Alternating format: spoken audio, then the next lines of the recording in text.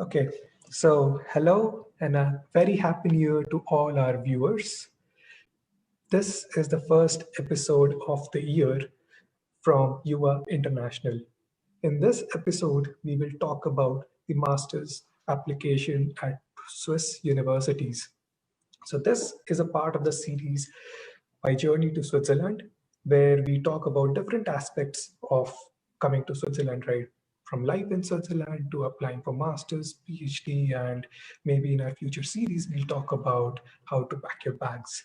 So, this being our second episode, I bring to you a very vibrant panelist for our session. So, to start with, I'd like to introduce Dhruti, who is a master student in data science at EPFL. Then we have our second panelist, Kshiteej, who is a student of computer science at EPFL. Then we have Shreyas, who is studying material science masters at EPFL. And then we have Suhas, who was an exchange student at EPFL. So he is one of our special guests for the session. So without further ado, I would like to kick off this session. So starting with Dhruti. Dhruti, can you please introduce yourself? Like which university you graduated from during your bachelor's, and what was your application profile at the time of application to EPFL? Sure.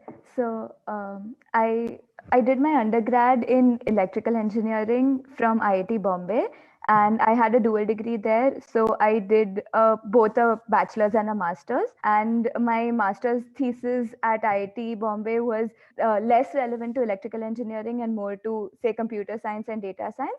And so I decided to get a second master's in the field which I was more interested in. So that's how I came to EPFL. Okay, thank you so much. Moving on to Shreyas. Yes, hi, I'm Shreyas.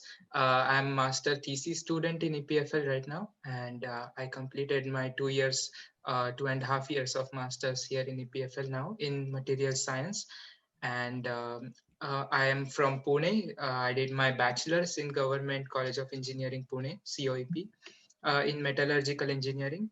And as EPFL material science is towards the fundamental research in the material science. So even beyond the metals to novel materials. So that was my motivation further to study here in EPFL.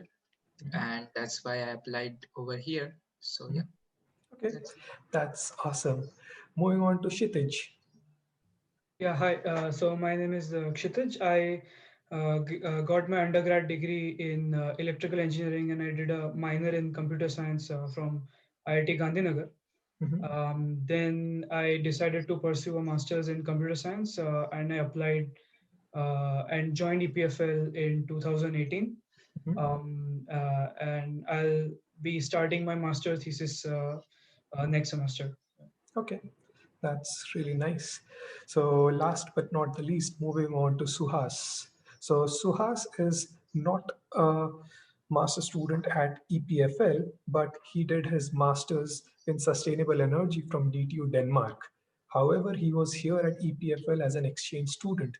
So we thought it would be a really nice addition for us to get a flavor of what it is like to apply to European universities in general. So over to you, Suhas. Can you please tell us about your education background and what was your profile at the time of application for your master's? Yeah. So as far as good evening for me because I'm back in India right now, and good afternoon to all of you there. So it's as far as my educational background is concerned, I come from a pretty average college, which is ranked 100 plus in the NIFR ranking.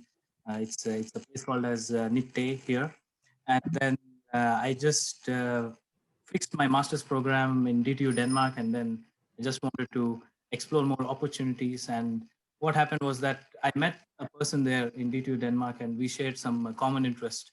And a professor there kind of like directed me to a professor here at EPFL because I already wanted to go on an exchange as soon as I came my first semester back in 2018, September 2018. So I had decided that I want to go on an exchange as within 1 month of upon my arrival. and to some place where there is a lot of international environment when considering EPFL with 130 international students and other things. Mhm. That was my entry there through the Swiss European Mobility Program to EPFL for 6 months, where I took regular courses. And then I stayed here as a visiting student for my master thesis. And in the same lab, I got offered a PhD position. So right now I'm a PhD student at EPFL, working Wow, on hydrogen production. Yeah. that's a fantastic journey, I must say. So, I mean, the main purpose of having this session was that every year we receive hundreds, if not thousands, of queries from prospective students about how to apply for masters and what does it take to get in, and what is the application process, if we have any scholarship, what to do if we have low CGPA, and the questions are many. So in this short session, we would try our best to answer those questions. So just to give a disclaimer that in this session, we are not going to evaluate your profile or make any comments on what can get you in and what cannot. So as current students here, we would definitely encourage you to apply. But here in this session, what we are going to do is we will be sharing our own experiences and tell us like what got us in and what we think is important for the applications. So uh, we can kick off the session by going a round of discussion by different panelists on different questions. And towards the end, we will have the Q&A round with audience present in the Zoom chat, the Zoom session itself. So let's move on to the first question. I mean, this might be like sound like a ragging session, but trust me, it's not. So, what was your CGPA at the time of application? And did you have any work experience? So, we can start again with Dhruti. Sure. So my CGPA was 9.3, and I didn't have any work experience. So I immediately after I finished my master's thesis at IIT Bombay, I joined here for my second master's. Okay, that's amazing. Moving on to Kshitij. Yeah, so my CGPA was around 9.14, I think. Okay, And I didn't have any work experience. okay, okay. Shreyas. Yeah, hi. My GPA was 9.38 when I was Wow. applying, but no, but still. But I want to mention that I was not a gold medalist. So if people usually have such an interpretation, so it should not be the case. Mhm. And the other thing is, well, I did have work experience because I was working as a junior research fellow. Mhm. But I would also like to point out that a friend of mine who applied to EPFL when we were in our final year, she also got an admit that time. So despite of not having any work experience or Mhm. research experience. That's quite good to know. And last but not the least, Suhas. So my CGPA was 8.74 out of 10, Okay. and that's I mean because I didn't apply to EPFL directly, so I don't know whether I can say much about getting into a master's program Mhm. to EPFL. But I applied to Denmark, and they selected me, and then I came on an exchange here. Okay, that's good to know. So, I mean, looking at your CGPAs, it's like quite intimidating, but that should not discourage people from applying, because what I believe is that in your master's application package, your CGPA is not the only thing that is looked at. Of course, it is one of the important things. So moving on to the other application materials, uh, like your statement of purpose or your letter of recommendation and your CV. So we can this time start from Suhas uh, once again. That so there are like several parts of the application package. According to you, what is the most important one, and what do you think got you into the program? I mean, why do Yeah. you think you got selected? Yeah. So it's because I had decided on what I want to work on in my third year of my bachelor's. So I was pretty sure that I was going towards hydrogen and fuel cells. And I bachelor's in an industry, so it was BHEL, here as Bale, in the corporate R&D. And I think I got a good recommendation letter from there, from a senior level, uh, senior manager or a person who is at a higher position there. And one more advantage that I had was that I was the best outgoing student from my entire university. So I think those two were the key points that put me ahead of the other applications, and the value of the CGPA was kind of like just died down a bit. And also the advantage was that the Danish grading system is slightly askew.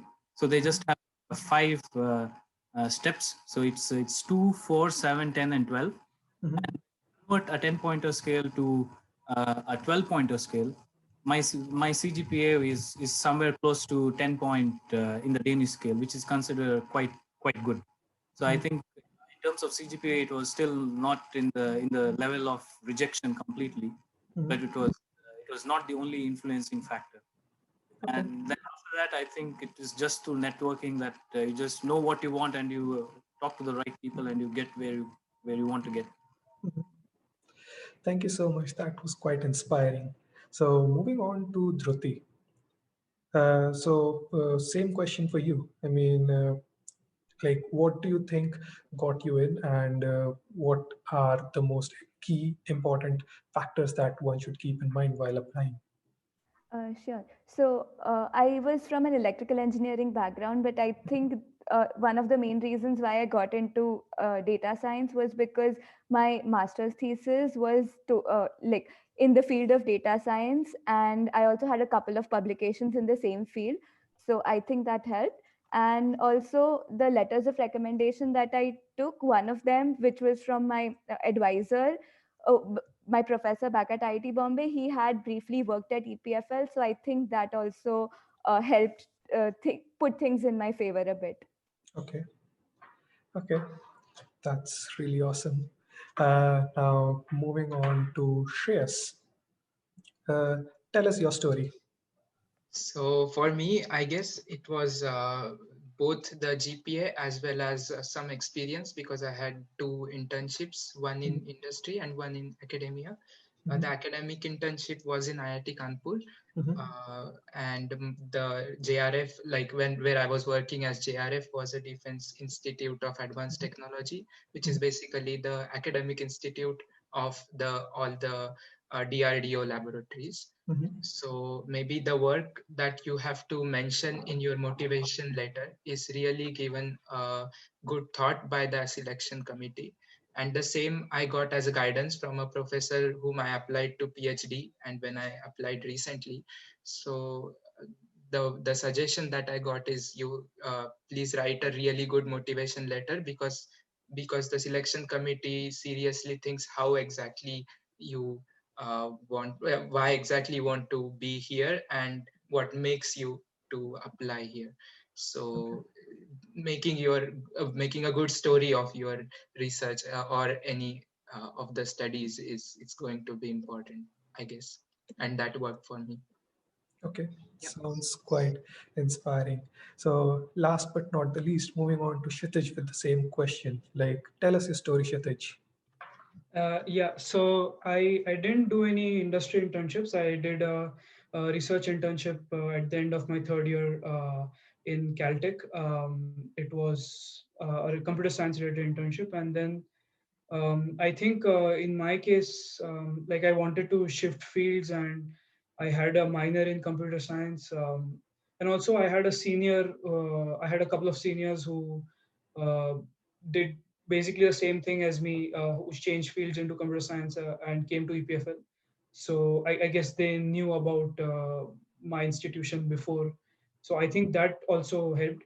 Um, yeah, and then I try to motivate in my statement of purpose that the flexible curriculum options of EPFL in terms of the breadth of coursework would be ideal for me, would be ideal for someone who wants to change their fields. So yeah, I think those were the main things. Yeah. Okay, that's a very good explanation. So, moving on to the next set of questions, I mean, which other universities did you apply to, and why did you choose EPFL? Was it because of scholarship you got here, if any, or like was there any other reason? So we can start with Kshitij. Yeah, so I also apply, as many people I applied to universities in the US, Mhm. but so always wanted to do a PhD after my master's. So I thought that um, so money was a big reason that if I do my master's at EPFL, the tuition fees are much less compared to the US. And secondly, in terms of scholarships, I found, at least in my department, so there is one scholarship which is the excellence scholarship that is applicable like across the entire of EPFL. Like you are eligible for it. But then in my department there was something known as a research scholarship, which was that if you get selected for it, you can work part time, like 15 hours per week in a lab, and then that can help you partially fund your masters. Okay. So for me, these were quite attractive options, so that I do not end up spending a lot of money during my masters and have the flexibility of continuing for a PhD. Okay, that's quite a good deal, I would say. So, can you also name few of the universities that you applied to, just Yeah, for our sure, audience?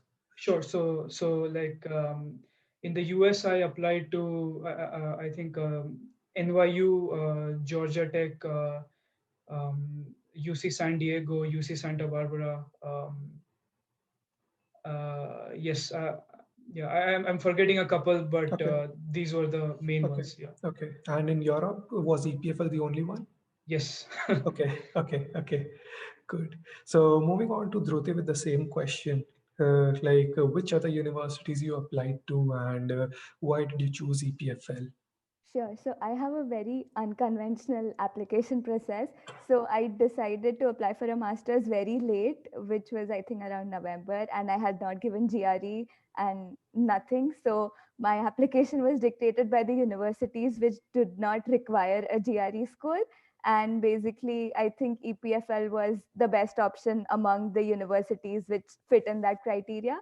And so another thing, my professor had also recommended, he had worked there for a bit, and he also recommended that it's a good university, and it would be a good fit for how I'd been working and the field that I was interested in. And so this was the only university that I applied in, and it I wasn't even sure at the time of application whether I wanted to go for a master's or go for a job. But I think after one of the reasons why I chose to come for the master's at EPFL was, again, the flexible curriculum, and also the fact that they allow like multiple internships during your master's. So first is that you can do a 6 month long internship, take a break during your master's and do a 6 month internship. And second, you can also do your master's thesis as an internship. So I really like the industry exposure part of this master's curriculum, and so I decided to come here. Oh, that's quite nice. I mean, even I didn't know about this industrial exposure and the 6 months break that you can take from your Yeah. master's. I mean, that's quite attractive, I must say. So, moving on to Shreyas, tell us your story.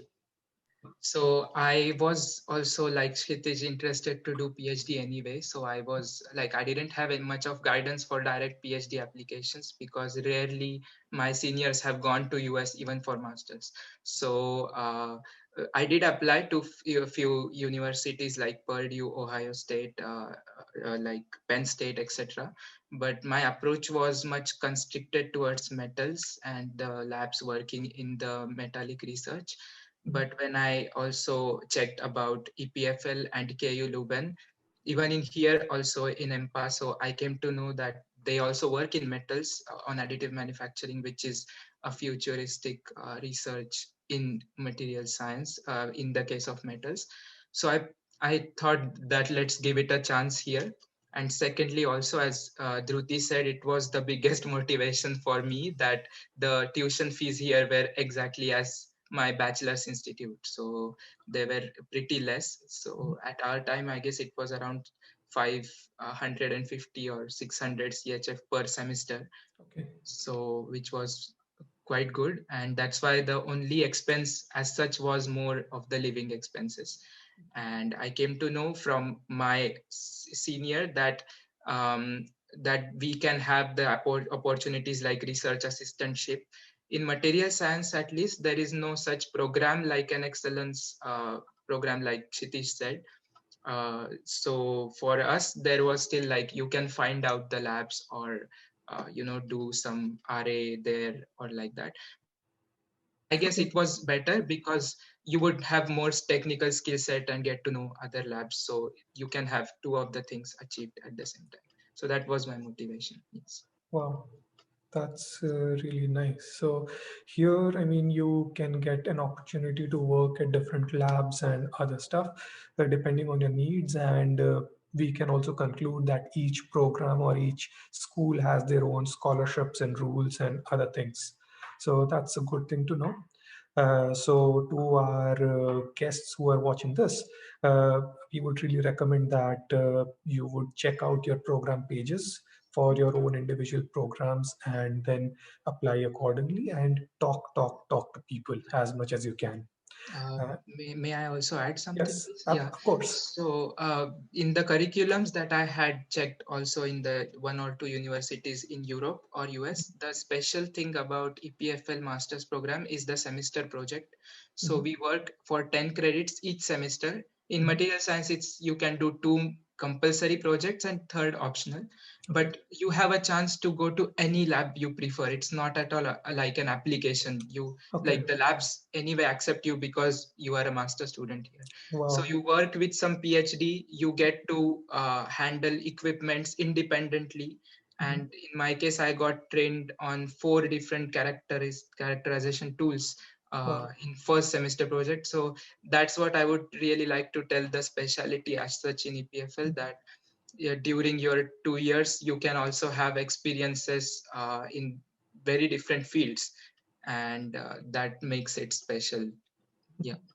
Okay, thank you so much. And moving on to Suhas, who will be sharing us his experience from other university as well. So, I mean, you are the special guy here because at your master's level, you have the experience of studying at two top universities in Europe. So please tell us your story. Which universities did you apply and why did you choose DTU and why did you choose EPFL? Yeah. So basically, I applied just for DTU during my bachelor's, and that was practically because I saw this sustainable energy program, which was a very well crafted program, which had 30 credits of masters, 30 credits of sorry, 30 credits of management subjects, techno management subjects, and 30 credits of technical subjects related to electrochemistry and other material Mhm. science topics. And then the 30 was the elective section, and of course the remaining was the master thesis itself. So the program structure was quite appealing to me, and I decided that, and it also kind of like connected to me on a personal level, that I felt a calling that okay, this is where I have to be. And Mhm. then I didn't, yeah, I don't know whether it's a right strategy to approach for a master's level program, but I didn't bother checking out other universities, and I just applied because it looked quite right, and then I just went there, and that was my DTU story, as in when I went there, and as soon as I landed there, I realized that the country's sizes are very small, and then in Europe specifically, and policies and even the way of teaching varies from country to country immensely. And this was particularly true when we had a lot of visiting professors from Norway and Sweden who came to our courses, and their approach to the same topic was quite different. Then I decided that I want to go someplace warm, nice, and also technically advanced. And of course, the main priority during that level of the master's program was obviously the ranking scale, right? And EPFL was right on the top. And then I aligned my interest. I just approached a guy there, and he luckily happened to know Professor Jan van Herle here. And Oh, then okay. we started talking, and then he ultimately accepted me as for a semester project here. And during the semester project, specifically as exchange students, we have a special course code that allows us to decide the number of credits for the project. So I kind of like used that system and adapted as much as credits I could take for one course. I think I took kind of like 16 credits for the semester project, and I spent 2 days in the lab, 2 full days, and quite got some good work done. And then I think I kind of like kept both my feet in the lab during that period, and then my master thesis eventually followed. And then it was a good collaboration with DTU because uh, I think it was circumstantial, to be precise. DTU had Maersk as an industrial partner there who wanted to explore using ammonia in ships. And then here we had the technical aspect and the material aspect of fuel cell. And I think, and also ABB was interested on the control system side. So we all came together and we decided that we focus on a master thesis that can be 6 months long, which I kind of like extended my credits to 35 on my master thesis. And then I think the limit was that I could only take 124.5 ECT of coursework. And then I had to manage my credit there so that I kind of like write there on the spot, even though I kind of extended my thesis for 7 months. It was like quite a gamble with the system, I would say. So that's that's my experience. Okay. So thank you so much for your answer, Suhas. So this brings me to kind of the end of the panel discussion, and I would like to get one closing remark from each of the panelists before we move on to the Q&A round with our audience. Starting with Dhruti. So, if you have to say one thing to our applicants or our prospective students, that one tip that you would say that keep this in mind, and what would you say? Or if I rephrase this question, after studying here for so long and after like applying through so many universities, if there is one tip that you would have given yourself at the time of master's application, what would that have been? Sure. So I think one of the most important things is the statement of purpose that you write during the application. So in that, I would say that focus on more the skills that you have learned, and so also about what you wish to learn, and why is EPFL a good fit for you, because I think that is important, since a lot of people apply and they just say that I have this credentials and I have achieved so and so, so and so. But then I think one of the important things is that why EPFL, and I think that is sometimes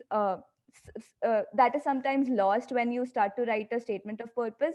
But I think that is one of the important parts that should be included in the statement of purpose. And other than that, yes, I think CGPA does play a role, but not so much that like I don't think it's like a strong cutoff. So even if you don't have, say, a very strong CGPA, but your statement of purpose and letters of recommendation are strong, then I think you still have a chance.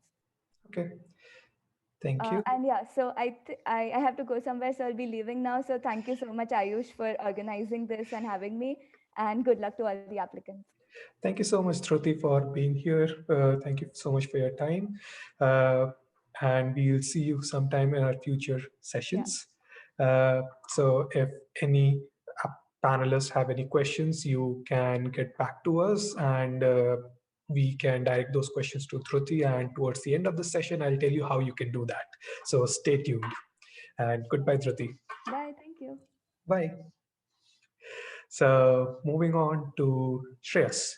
So tell us, Shreyas, like if you had to say one tip, if you have to give one tip to the Shreyas of 2017 or 18, what would that be?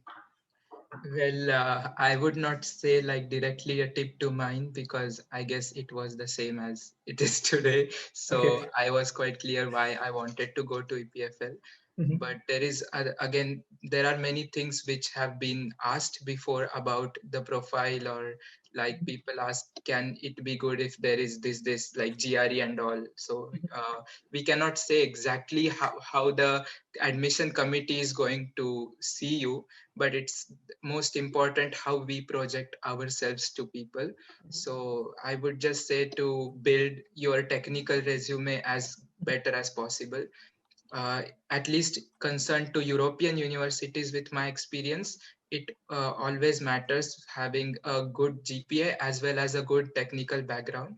So because you are going to study here and specialize in the field of study and not in the languages. So GRE and TOEFL are not really a concern in the universities of Europe or like EPFL, but better is to have a very good technical experience like internships, as well as your some anecdotes from your own subjects, how that drove you to further explore some kind of field.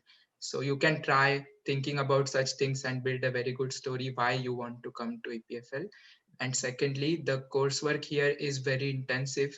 It is a lot of efforts, and it trains you a lot. I mean, I would say I'm totally grateful for all the efforts and pain I would have had in these courseworks, but also think that you, whether you are going to be ready for 90 credits of coursework basically. So because as compared to US, it is thrice the course load. And it is because in US almost, I guess, 39 or 40 credits are there for entire masters. Mhm. Here we take average 30 credits per semester, and even if it's 2 credits or 3 credits course, it makes you work a lot throughout the semester. So uh, I mean, always think about what you really want, not about what EPFL is or what exactly it is. So if you are very much interested, at least in case of material science, to know all of the fields, to know exactly what you want to do further, then it's the best place, I would say. So just have introspection and try to put yourself the best, and build a great story in your motivation letter. Yeah. Okay, thank you so much. So moving on to Kshitij. Yes. So yeah. So what I think, like it depends on which field and which department you are applying to. I think that matters a lot, because if you look at the computer science department here, like we have around 200 master students joining every year. So the number of applications you can imagine would be like much higher. So therefore, I think in my department, at least, these tags and things like GPA somehow matter a bit more. Um, and secondly, yes, I also agree with the fact that coursework is like really intensive. So if someone feels confident that they have enough background, then I'm not sure if EPFL Masters is the right place for them. Like it would be better if they go to programs with like less coursework, more industry and internship opportunities. Um, yes, so uh, according to me, yeah, I think these are like the main points. Okay, thank you so much. And finally, Suhas. What are your wise words for the Suhas of 2017 or 18? Yeah. So my wise words would be that understand what tick boxes you have to check, because of course, in addition to what you guys have told, which are all very valid points. For example, the strong SOP and good relevant CV. I think it's also a matter of what are the number of boxes that you check in terms of, for example, a work experience, even if it's for a year, is relevant, which will immediately put you in a category which will be available for scholarships and other things. Because I think, especially for scholarship, if you're quite fresh out of graduation, you're almost at the bottom of the eligibility list. And this is especially true if your university has tuition fees. Mhm. But work experience in such when you're approaching such universities, for example, in DTU we had tuition fees there, and if you have some work experience that you get along with, and then you have a good CV that complements your work experience as well, and SOP, SOP as well. So I think that that really puts you on top of the, you're in the creamy layer there, and then you will sail right past through. So that's one advice I would advise myself back in 2018. And one more thing, if you are already here, I think in any of the university, it is to understand the system. Even during coursework, they give you a lot of information, and not all the information that is presented to you is relevant for the final exam. Most of them are informative, and it's also, I think it requires knack of understanding what is relevant and what's not. And in this regard, I would suggest you to team up with a person who might have done his bachelor's in the same university and is also doing his master's there, so you can understand the system a little bit better to know what's relevant and what's not. And that, I think, ease a bit of the pressure that you have from all the hectic coursework. So yeah. So Sorry, I would just like to add one point. I think I forgot to say that. So what I also, so this is one pattern which I observed, is that if you look at the seniors of your own university, the graduates, alumni, and if you check out which universities they apply to, like you should look at the alumni whose profile is similar to yours and which universities they apply to, which universities they got in. I think that's a really good way to judge which universities where you can get in and which you won't, which you cannot. And I did that, and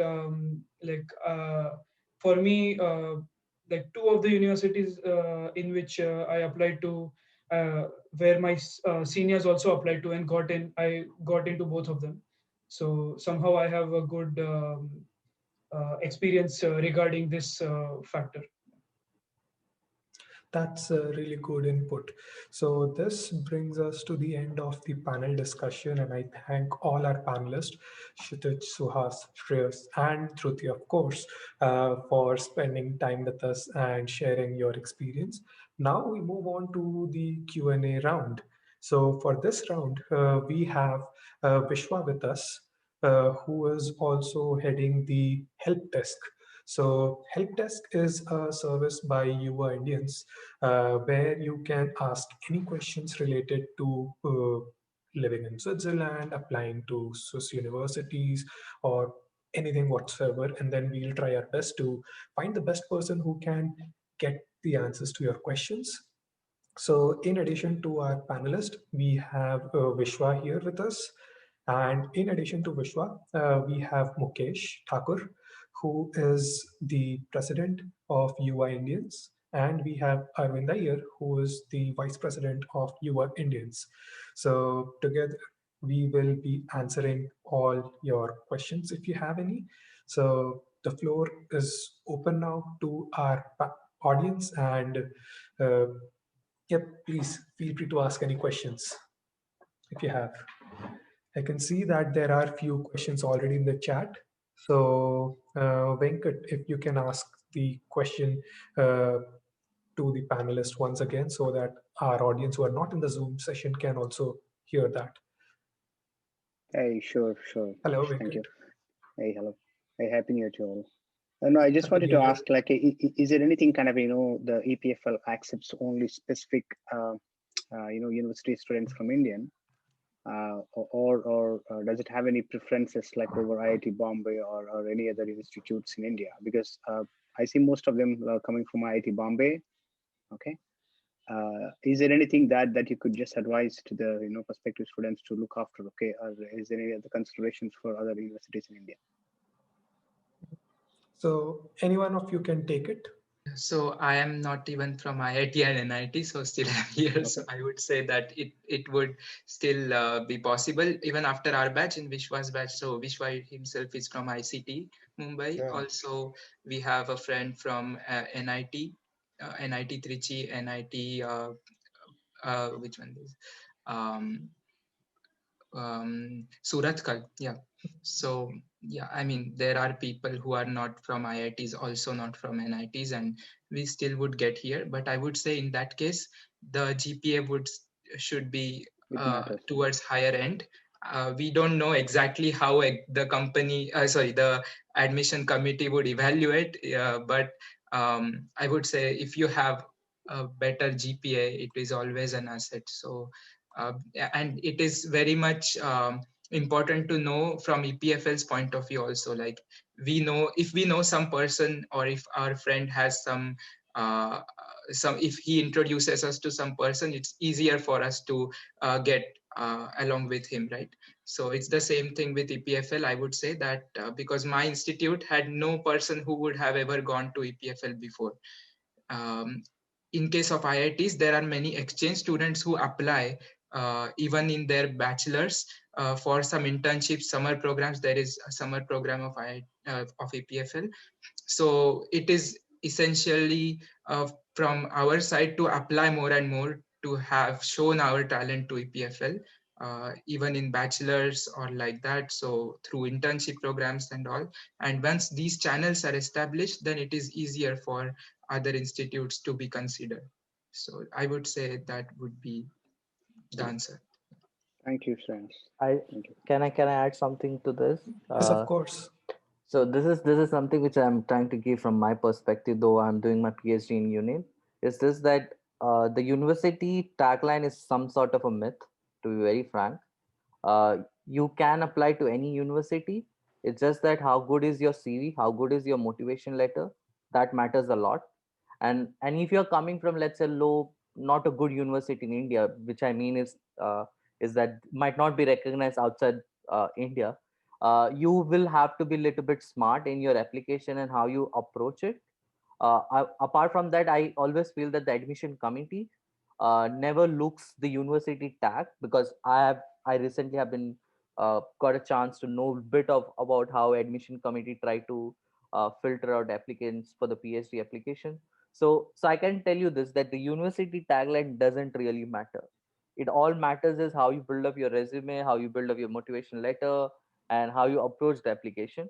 And lastly, I would like to also say this, that don't have this fear in your mind that you're coming from an X university and you have a low chance.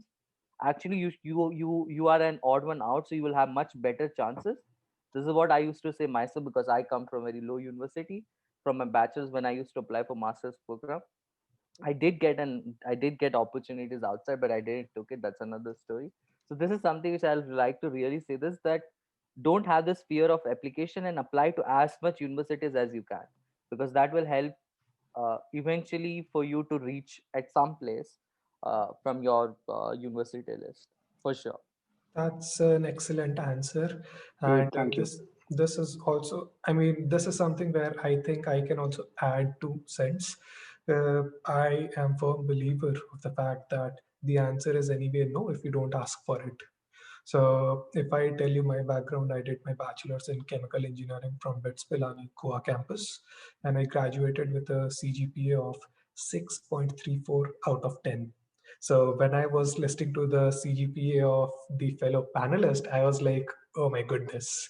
So the thing is that Arvind and Shreyas have really put it quite well, that you apply. I mean, if you don't apply, you are not even creating your chance. So be smart with your application, write a really good motivation letter, as our panelists have given you quite some good tips on how to write one, and have some work experience and show the committee that yes, why you want to do it. That's the reason why is it called a statement of purpose or a motivation letter. You need to show your purpose and you need to show your motivation, because for your achievements you have your CV. So this is what I believe. So never believe that, oh, I am from X university or I have a low CGPA. These are obviously factors which are taken into account. That we won't deny it, but these are not the only factors that are taken into account. So that's is something that I would say. Good one. Thank you. Thank you, Arvind. Thank you all. Okay. Hi, I'm Prabhav from Institute of Chemical Technology, Mumbai. Hello, I have Prabhav. a couple of questions here. Mhm. Yes, I'm doing a PhD instead of a MS course. I mean, how would the job prospects be like? I mean, in case I want to do a long-term job, say, for example, 5 years or 10 years Mhm. there in Europe. So would PhD have an advantage or an edge over a master's program? This is my first question. Once you complete this, I'll go on to my Okay. second. So, I mean, I did not quite get your question really well. So, you are currently doing your PhD, or are you looking to apply for a PhD Sorry, program? I'm doing my undergraduate course right now. I'm doing a Okay. degree course. My question is, in case, I mean, which one would be more appropriate in case I'm Okay. planning to do a job for 10 years in Europe? Okay. Whether PhD would be better or a master's, I mean, MS course would be better. Okay. Thank you. So, who would like to take this one? I I would say think a one PhD from student PhD. should answer this.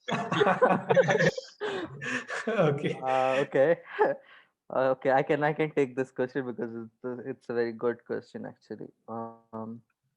First, I will say this that uh, you have to first understand that PhD and masters are totally two different ball game. So first, this needs to be really clear about. Uh, so, okay, to be very frank, I have not seen many people who have switched from bachelor's to PhD because it all depends on an individual whether he wants to do research and a proper research and they want to go into the PhD. So generally, people tend to go to the master's program to understand what is the research side, and then they tend to go to the PhD program. This is the general flow which people follow. Now, coming to the question of job prospects, to be very frank, if you are more oriented towards the job and looking for to go into a corporate, I will tell you to prefer a master's program and then go to the job, because in the master's program you are allowed to have internships and you are allowed to interact with a lot more corporates, while PhD is more focused on your research and your own journey, which is more very much minute detail to a specific topic which you're going to work upon, which sometimes might not be catered to the job market, because job market sometimes is quite broad with your broadened skill sets.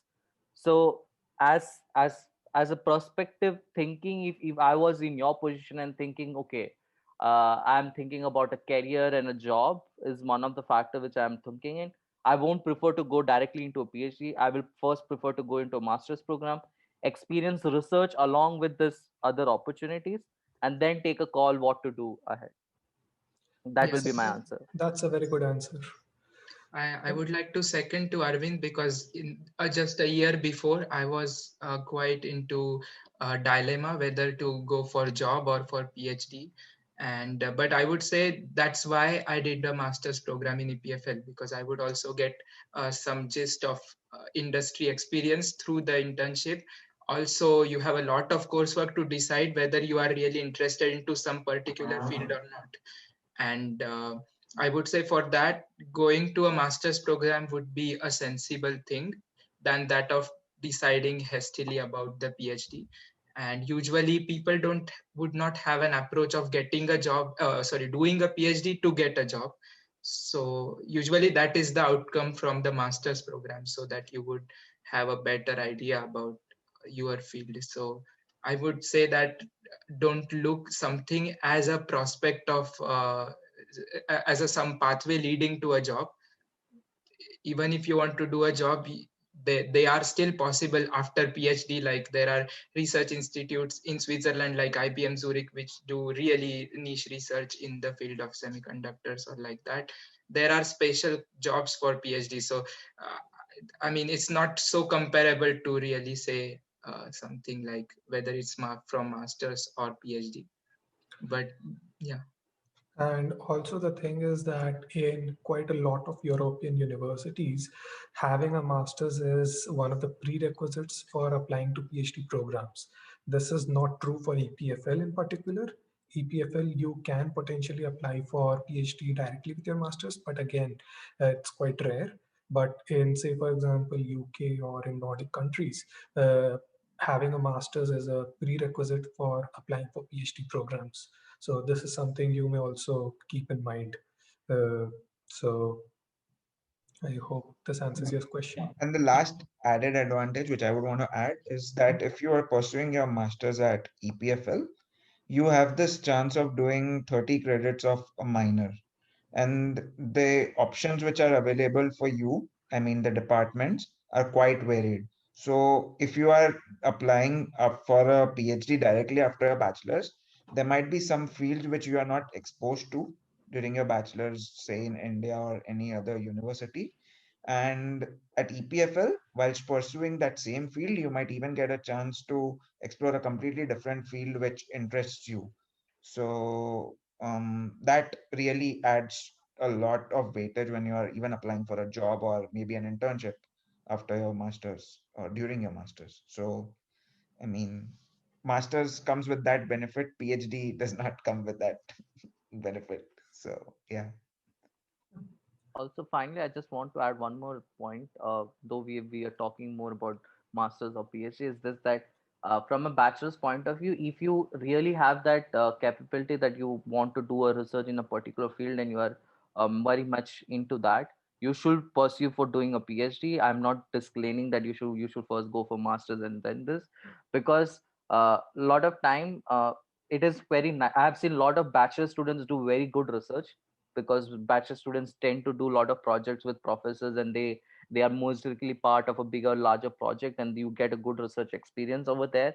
So if you have that kind of a research experience and you want to go and explore, you should apply for the PhD programs. It's just that think over in a broader terms, as Vishwa said, that you might not have an exposure to another field. Like for example, some people get interested in economics, they take minor in economics in their masters or some other field, and they get super interested, and then they pursue their forward career in this part. So always keep your options, don't narrow your options right away from your bachelor's. Try to keep your option as wide as possible.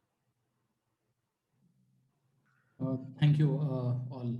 My second question is, post my bachelor's, in case I'm getting into PhD, would the duration be lesser than in case I'm joining into a master's course and then post that I'm applying for a PhD? Would the duration be higher on a MS plus PhD versus bachelor's plus PhD? Well, it's different in both cases. Like in Europe, it is still 4 years because PhD is like a job. Here it's a contract. So you have to do only 12 credits of coursework. But in masters, our masters with internship is usually 2 years and a half, and then we go for PhD. So that way, in Europe, MS plus PhD definitely takes more number of years. But getting into direct PhD in EPFL is really rare, and they do say also, like some of the programs which I had seen in PhD in EPFL, they say that we rarely accept people from direct bachelors on their webpage itself. So but it will definitely be short. Thank you, sir. Don't call us sirs. I mean, you can call us by the first name. Yes. And so to our other attendees like Parth, Shreyasi, RS, if you have any questions, feel free to ask us. We have like 5 more minutes left for the session. Otherwise, we can just have the closing remarks. Hi everyone, my name is Rajiv.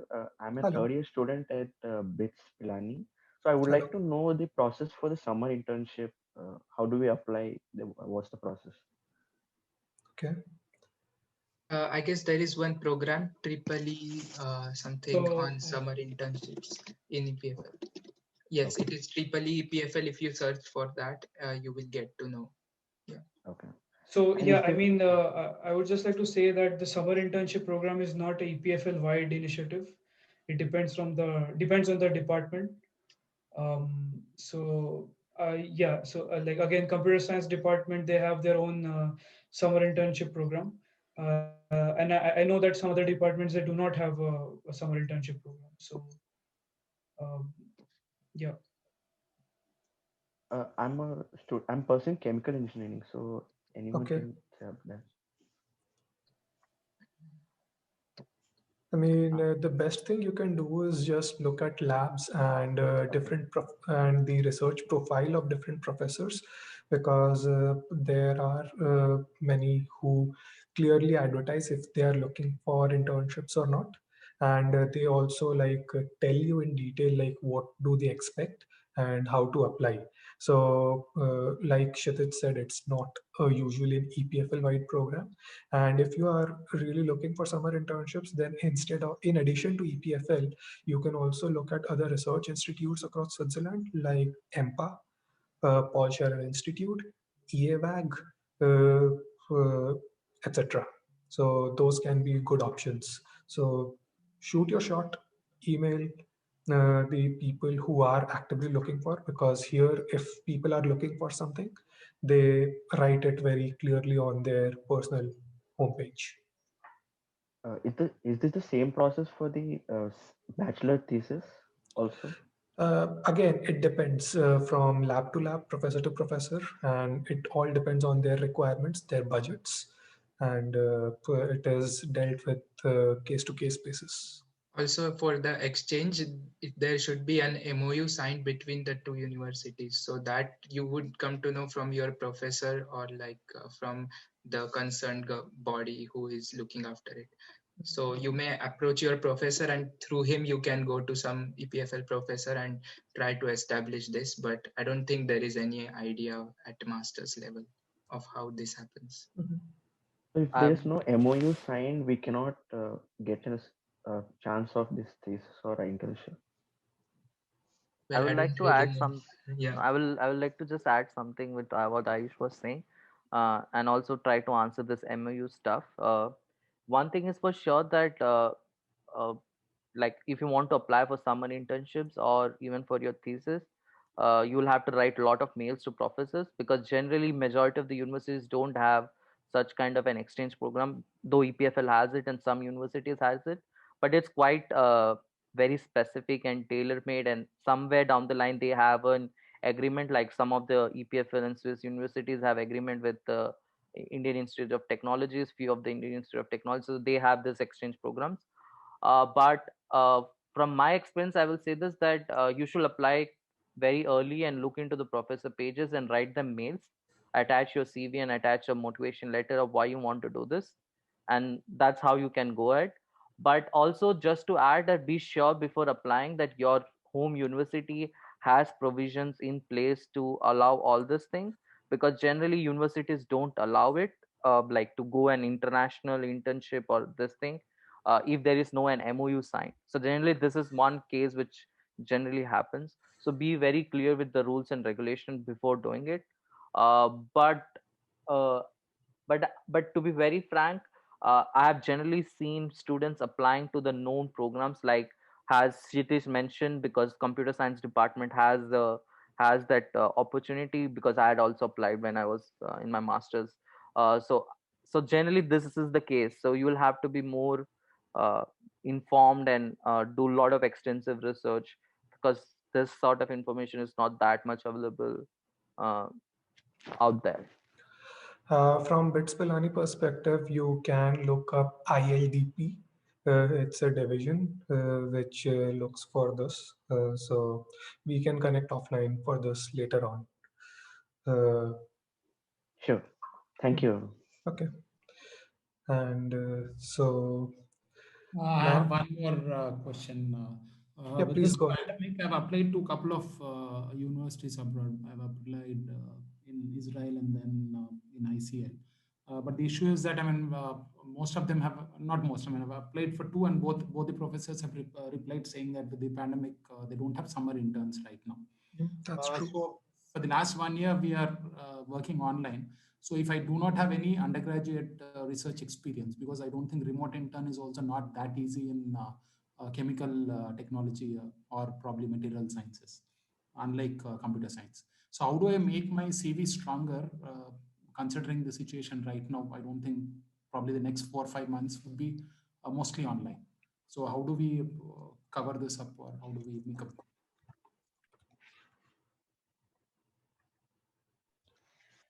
Well, that's a good question. And because I'm from ICT, I've been guiding many students in ICT as well regarding this aspect. And the thing is, it is true that it is difficult to get visas, but there are many industries back there in Mumbai which are accepting interns.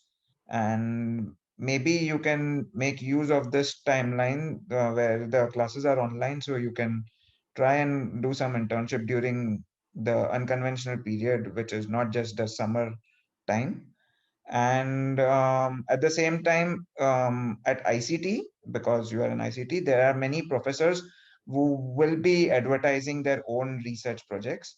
So the best thing for you is, like, the world understands that you cannot travel. So if you don't have any other university experience, it's fine. But at ICT, if you have such professors who match with your research interest, then you should work with them. And I'm definitely sure that ICT, every 6 months, the professors publish their internship or the project openings. So I think at bachelor's level, that would be a good exposure to you. Okay. So thank you so much for your time, and I can see that we are spot on time. So before we end, I would like to invite Vishwa to say a few words on the help desk and how people can get in touch with us. And then I'll invite Mukesh and Arvind to give the vote of thanks and introduce YUVA respectively. Sure.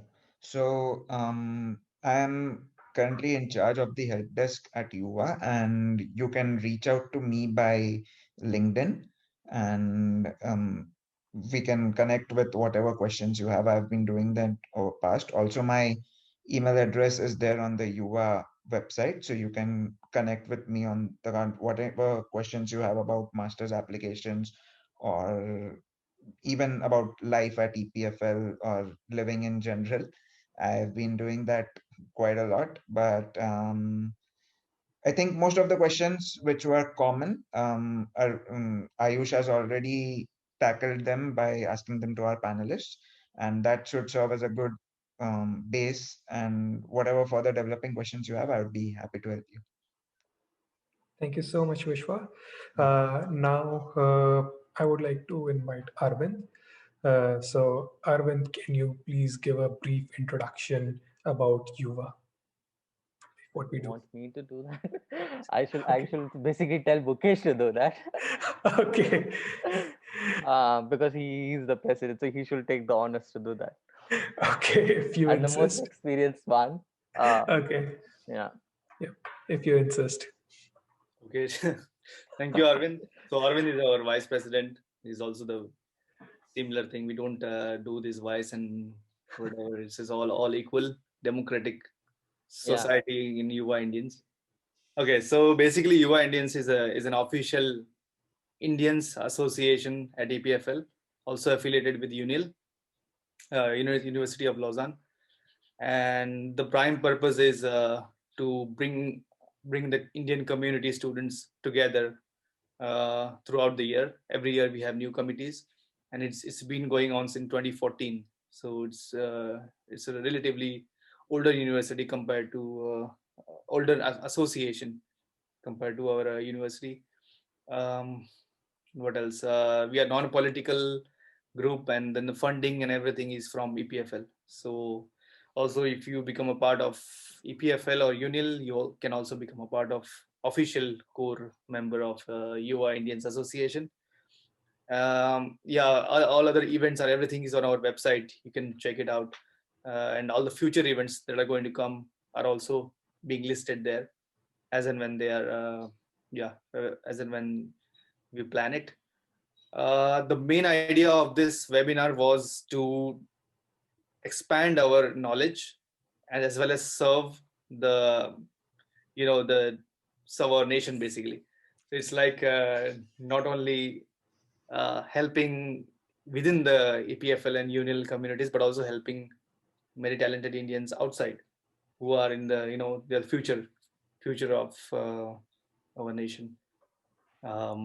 Basically we get so many questions from different places, and most of these questions have similar themes, and so that was the reason why we wanted to conduct this webinar. And this webinar is divided into different themes, and everything is sorted right from how is the life in Switzerland. Today we talked about master's level. Next will be PhD, and then postdoc, and then job prospects, and eventually when you are all done with everything, it's for everyone. It will be addressed to how to like basic things like right from talking about visa applications from official until the rice cooker. So it will be very, very Yeah. expansive. And obviously, we can talk and talk and talk. We can talk for hours, but we have our time limit as well. And then we have to talk about the most important things. Obviously, if you have some more specific questions, I've put on our email ID in the chat. Just shoot some email, and we will be, or you can also connect through Facebook or whatever, on the YUVA Indians social pages. All right, thank you guys. I will hand it to you, Ayush, to give the Okay. final vote of thanks. Okay. I So, just want to add few things over here. I'd okay, like to go ahead. actually thank Ayush, because I remember this sort of discussion happened in our internal meeting when you pointed out that we should do some sort of event, and eventually we are doing all this event. So we have to give due credit to you, our head of Definitely. communications, to basically come up with this sort of idea. So kudos to you to get all this thing sorted and planning and getting this thing ongoing. Now I leave it up to you to give the proceed further to say what you want to do. Okay, thank you so much, Arvind. So, I mean, this session, of course, takes a big team effort to organize, like right from contacting our panelists to having the posters ready and publicity and getting the tech support. So, I would like to start with like Mukesh and Arvind for like being the constant support and getting me in contact with all the relevant people for organizing this. Then I would like to thank Vishwa, who has like especially uh, helped to like design this webinar series, because he has been single-handedly managing the Q&A, and that's how we got this idea of like there is a need for such webinar, that because every year the questions are similar on a similar theme. So right from like how to apply to masters, or like how is the cost of living, how do we live in Switzerland, or like what to bring with us when we come here. So these are there, and rest of the team. And last but not the least, I would like to thank our panelists who took out time and agreed to answer to all the questions that I posed to them and from our guests. So thank you, Kshitij. Thank you, Suhas. Thank you, Shreyas. And thank you, Dhruti. We didn't forget about you. And so for our future events, don't forget to like, share, and subscribe to our Facebook page, YouTube channel, our Twitter and Instagram handles. Uh, the recording of this video will be also made available on our YouTube channel at a later date. And our next session, which will focus more on PhD and postdoc applications, will be held sometime in February. So keep an eye. So this is Ayush Agarwal signing off from Season 1, Episode 2, Master's Application. Thank you. Bye-bye.